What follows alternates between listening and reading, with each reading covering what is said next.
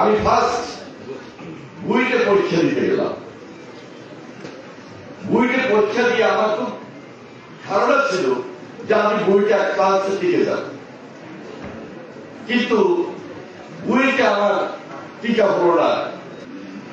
একজন সাংবাদিক আমাকে জিজ্ঞেস করলেন ঢাকাতে মেরিটা প্রেস, যে আপনি একজন ডাক্তার হলেন না, একজন ইঞ্জিনিয়ার হলেন না, একজন শিক্ষক হলেন না, আপনি রাজনীতিতে কেন আসেন? তা আমি তাৎক্ষণিকভাবে উত্তর দেওয়ার চেষ্টা করেছি,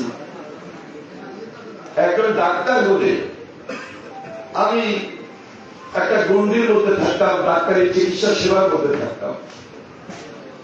একজন শিক্ষক হলে আমি বিশ্ববিদ্যালয় আঙ্গিনায় বা কলেজ আঙ্গিনায় আমার সীমাবদ্ধতা থাকে, এই যে পড়ালেখা গবেষণা এর মধ্যেই আমি থাকতাম।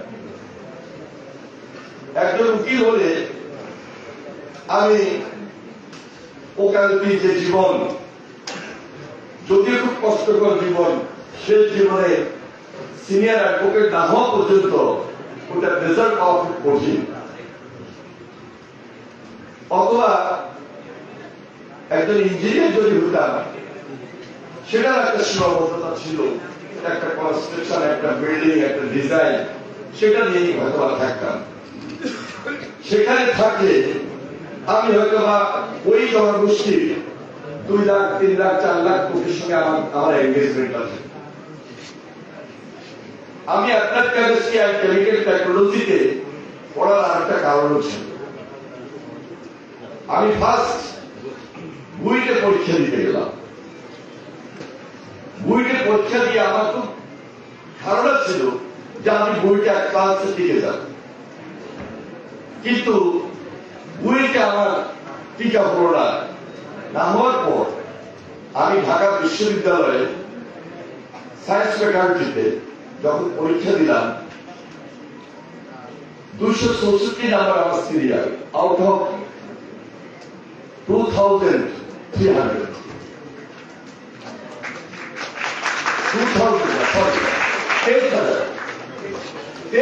স্টুডেন্টের মধ্যে 264 আমার সিরিয়াল। তাহলে যখন চিন্তা করলাম বইটা টিকলাম না, আমি অ্যাপ্লাইড ফিজিক্স অ্যান্ড ইলেকট্রনিক্স পড়ব। পরবর্তীতে দেখলাম যেটা অ্যাপ্লাইড ফিজিক্সটাও আমরা 100-150 মধ্যে থাকতে, সেটা আমি পাইনি। আমি বায়োকেমিস্ট্রি পেলাম। বায়োকেমিস্ট্রি পাওয়ার পর আমি চিন্তা করলাম যে না, বায়োকেমিস্ট্রি পড়বো না, এটা মেডিকেল আইটেম, এটার মধ্যে ফার্মেসি রিলেটেড, এই যে ল্যাবরেটরিতে বসে বসে থাকতে হবে। ঢাকা ইউনিভার্সিটিতে তখন applied chemistry and chemical technology first honours open হয়। যেহেতু ইঞ্জিনিয়ারিং করতে পারি নাই, অ্যাপ্লাইড কেমিস্ট্রি অ্যান্ড কেমিক্যাল টেকনোলজির মধ্যে একটা ইঞ্জিনিয়ারিং এর বা একটা টেকনোলজি রিলেশন বা রিলেটেড সাবজেক্ট, সেই হিসাবে আমি ওই সাবজেক্টে ভর্তি হওয়ার পর প্রথম ইয়ারে আমার ফার্স্ট ক্লাস নাম্বার ছিল, কিন্তু এত অ্যাক্টিভ ছিলাম রাজনীতিতে, সেকেন্ড ইয়ার থার্ড ইয়ারে কোনোভাবেই ফার্স্ট ক্লাস নাম্বার আমার ধরে রাখা তো কষ্টকর ছিলই। আমি ফার্স্ট ইয়ার যখন সুযোগ পেলাম, যে শহীদুল্লাহ হলে না থেকে জিয়া রহমান হল, একটা সুন্দর হল, নতুন হল, মুক্তিযোদ্ধা জিয়া রহমানের হলে চলে যাই। সেখানে গিয়ে আমার একটা ভালো রুম, ভালো সিট, নতুন অবস্থায় পেয়েছে।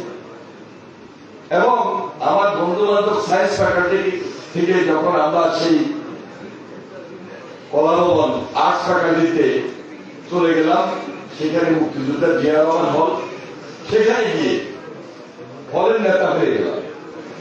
শহীদুল্লাহ হলে ফার্স্ট ইয়ার ছিলাম, সেখানে হলের সদস্য ছিলাম, অ্যাক্টিভ ছিলাম। সেকেন্ড ইয়ারে গেলে আমি হলের জিএস হয়ে নির্বাচিত এবং হল সেক্রেটারি হই। এই যে রাজনীতিতে চলে যাওয়া এবং রাজনীতি করতে গিয়ে একজন ডাক্তার যে কাজ করে, একজন ইঞ্জিনিয়ার যে কাজ করে, একজন শিক্ষক যে কাজ করে, তাদের যে একটা সীমাবদ্ধতা তার কাছে, ছাত্র রাজনীতিতেও সেই সীমাবদ্ধতা ছিল না এবং জাতীয় রাজনীতিতে এই সীমাবদ্ধতা নাই। ইচ্ছা করলে আমি কোটি কোটি মানুষের উপকার করতে পারি।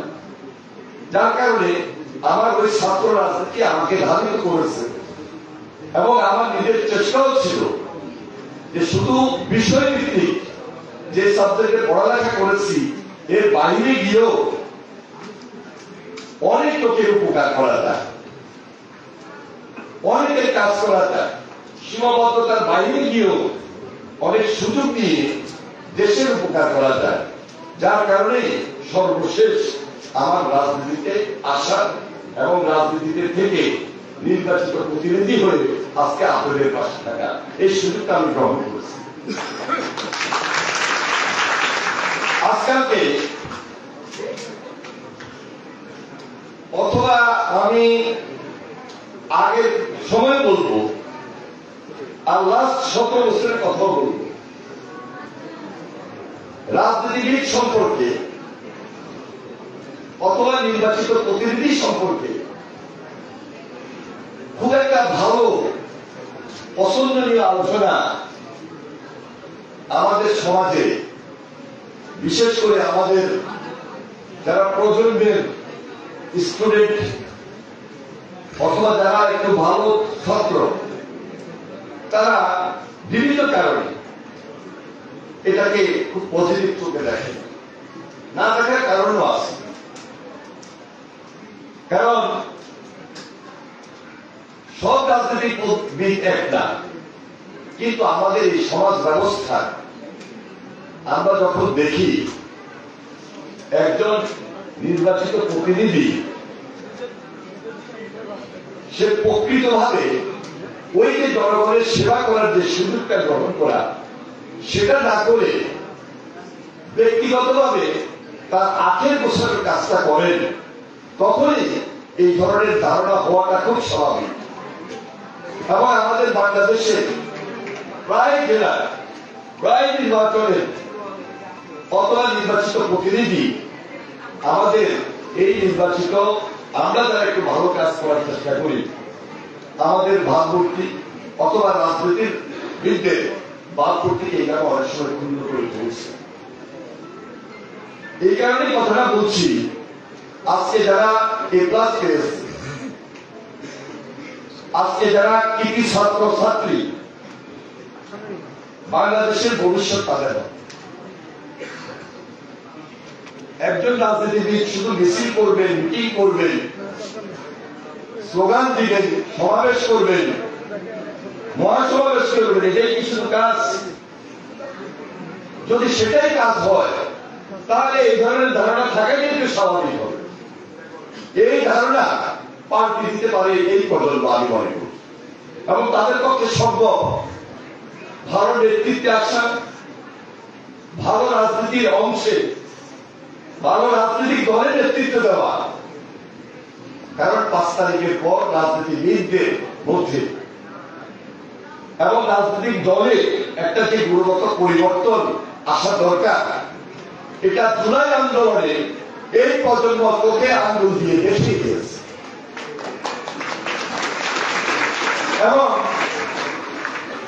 আমি যে উদ্দেশ্যে নিয়ে ছাত্র রাজনীতি করেছি, এখন জাতীয় রাজনীতি করছি, আমি মনে করি এই গুণগত পরিবর্তনটা এই সমাজের মধ্যে বিশেষ প্রয়োজন ছিল।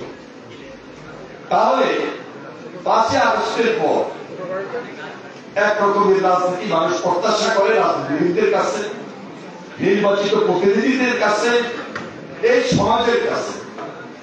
দায়িত্বটুকু আমাদের। আর 5 তারিখের আগে এই প্রজন্ম কেন জুলাই আন্দোলন করতে বাধ্য হতো? কি কারণে 17 বছর আমরা ত্যাগ স্বীকার করলাম? স্বাভাবিক কারণেই তো কষ্ট থেকে যায়। এবং সেই কষ্টের উত্তর দিতে গিয়েই 5 আগস্ট সৃষ্টি হয়েছে।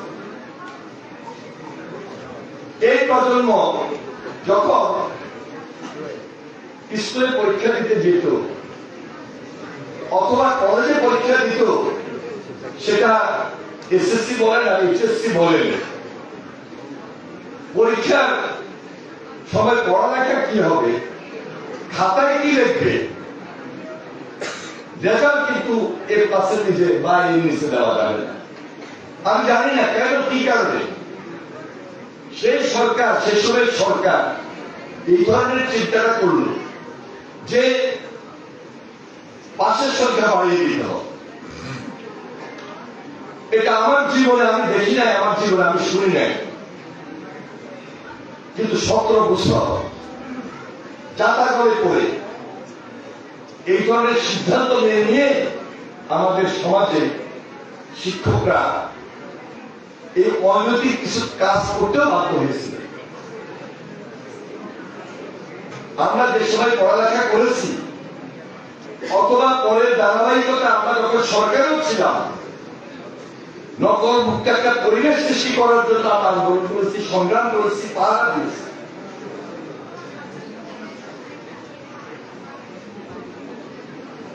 আমরা আজকে নতুন একটা যুগে এখন এসে দাঁড়িয়েছি। ওই যে বললাম যে গুণগত পরিবর্তন প্রত্যাশা অনুযায়ী রাজনীতিবিদদের কাছে, রাজনৈতিক দলের কাছে এবং নির্বাচিত প্রতিনিধিদের কাছে এদেশের মানুষ বিশেষ করে এই প্রজন্ম প্রত্যাশা করে। আজকে এখানে অনেক ছাত্রছাত্রী আপনারা যারা উপস্থিত হয়েছেন, আমি আপনাদেরকে সাহস দিতে চাই, মনোবল দিতে চাই যে আপনারা এই সমাজটাকে পরিবর্তন করার জন্য এখন থেকে প্রস্তুতি গ্রহণ করবেন। এসএসসিতে জিপিএ 5 পেয়েছি, এটা জীবনের শুরু। কিন্তু কলেজ জীবনটা অনেক কঠিন, সময় কম,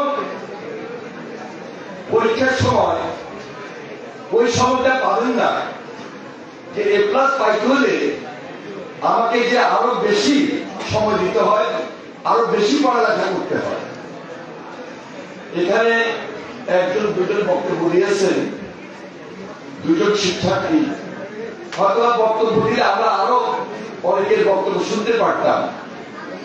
যেহেতু আমরা ছাত্র ছিলাম, আমরা জানি, বুঝি যে যুগের সাথে সাথে আমাদেরকে খুব স্বাভাবিক কারণে তাল মিলিয়ে চলতে হবে।